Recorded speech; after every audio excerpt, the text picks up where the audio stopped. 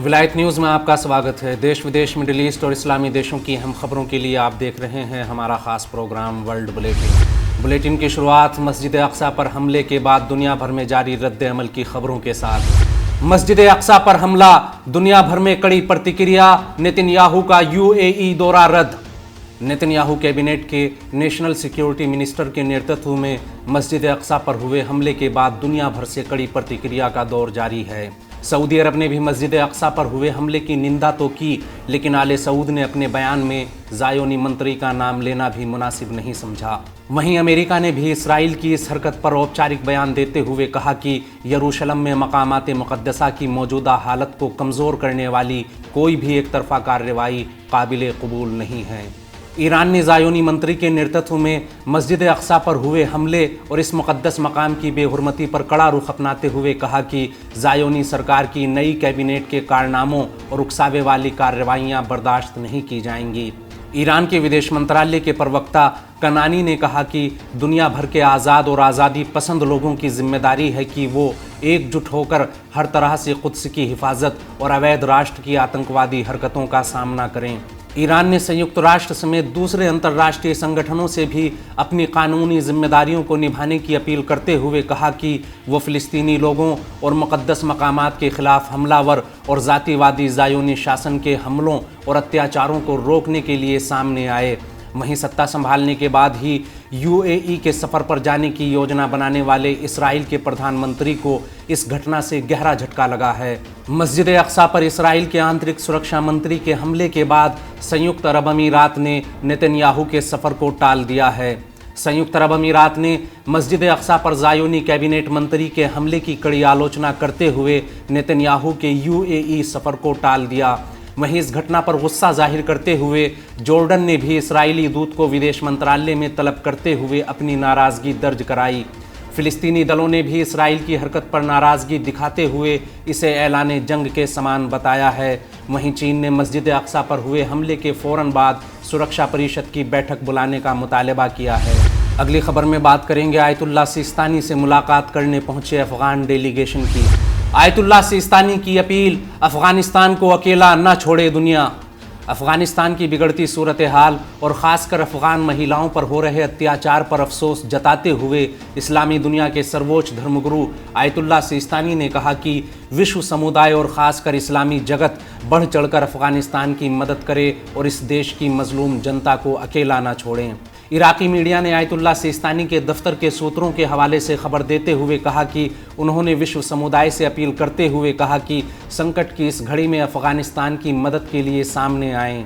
अफ़गान उलमा के एक डेलीगेशन से मुलाकात करते हुए आयतुल्लाह सिस्तानी ने पिछले कई दशक से इस देश के लोगों की मुसीबतों और ख़ासकर अफ़गानिस्तान में महिलाओं की बुरी हालत पर अफसोस जताते हुए दुनिया भर के लोगों से अफ़गानिस्तान की मदद के लिए कमर कसने का आह्वान करते हुए कहा कि संकट की इस घड़ी में अफ़गान लोगों को अकेला न छोड़ा जाए और उनकी मदद के लिए हर मुमकिन काम किया जाए। सुप्रीम शिया अथॉरिटी ने कौमी एकता और एकजुटता बनाए रखने और हर नस्ल और जातियों के साथ अमन व सुकून से रहने और शांति बनाए रखने की ज़रूरत पर जोर देते हुए अफ़गानिस्तान की सत्ता पर काबिज़ लोगों से भी हिंसा और तशद्दुद से बचने की मांग की। आयतुल्लाह सिस्तानी ने अफ़गान शिया उलेमा काउंसिल को ताकीद करते हुए कहा कि वो लोगों की ज़रूरतों को पूरा करने में बिल्कुल भी कोताही न करें और पूरी लगन के साथ आम जनता की खिदमत जारी रखें।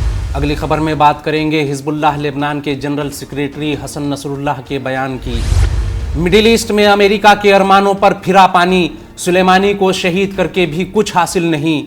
मिडिल ईस्ट की मीडिया में पिछले शुक्रवार से ही सुर्खियों में बने हुए हिज़्बुल्लाह लेबनान के general secretary Sayyed Hassan Nasrallah ने मंगलवार को एक बार फिर सार्वजनिक मंच पर भाषण दिया तो पिछले कई दिनों से सऊदी ज़ायोनी मीडिया की ओर से उनकी सेहत को लेकर चलाए जा रहे प्रोपेगेंडे की हवा निकल गई।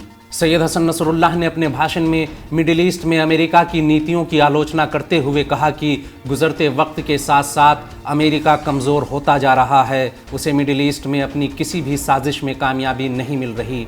अमेरिका ने अपनी योजनाओं को कामयाबी से लागू करने के लिए ईरान के लोकप्रिय सेना नायक कासिम सुलेमानी और उनके साथियों की हत्या की, लेकिन अमेरिका को ये हरकत और भारी पड़ गई और उसने जिस मकसद के लिए ये काम किया था नतीजा उसके बिल्कुल उल्टा निकला।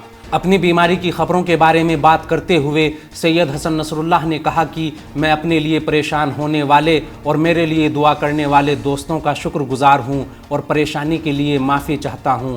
उन्होंने कहा, मैं आपको मुतमईन करना चाहता हूं कि परेशानी की कोई बात नहीं है। मुझे हिज़्बुल्लाह के पूर्व सेक्रेटरी शहीद सैयद अब्बास मूसवी की शहादत के वक्त से ही यानी लगभग पिछले 30 साल से एलर्जी की शिकायत है। प्रतिरोधी दलों के बारे में बात करते हुए सैयद हसन नसरुल्लाह ने कहा कि दुनिया समझती है कि ये प्रतिरोधी दल ईरान के इशारों पर काम करते हैं, जबकि ऐसा बिल्कुल नहीं है। हम अपने देश और अपनी जनता के वफादार हैं। हाँ, कासिम सुलेमानी ने लगातार प्रतिरोधी दलों के साथ रहकर अपने खुलूस और तदबीर के साथ साथ इन सब आंदोलनों को एक दूसरे से जोड़ दिया। सुलेमानी पिछले 2 दशक से इलाके में अमेरिकी साजिशों के मुकाबले डटे रहे। उन्होंने अपने साथियों के साथ मिलकर 2001 में अमेरिका के न्यू मिडिल ईस्ट प्रोजेक्ट का सामना किया और अमेरिका को उसके मकसद में नाकाम भी किया। सैयद हसन नसरुल्लाह ने कहा कि अगर हम इराकी प्रतिरोध, ईरान सीरिया का साम्राज्यवाद के मुकाबिल डट जाना और लेबनान और फ़िलिस्तीन के प्रतिरोध को एक दूसरे से जोड़ दें तो हम इस नतीजे पर पहुंचते हैं कि इस इलाके में अमेरिकी साजिश का पहला हिस्सा बुरी तरह नाकाम हो गया।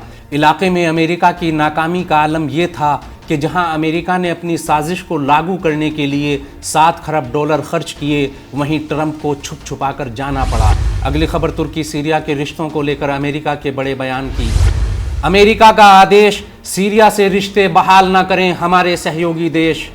तुर्की की ओर से सीरिया से अपने रिश्तों को फिर से शुरू करने की खबरों और अर्दोगान की छटपटाहट के बीच अमेरिका ने सीरिया से दूर रहने का आदेश देते हुए अपने घटक और सहयोगी देशों को दमिश्क से दूर रहने की नसीहत की है।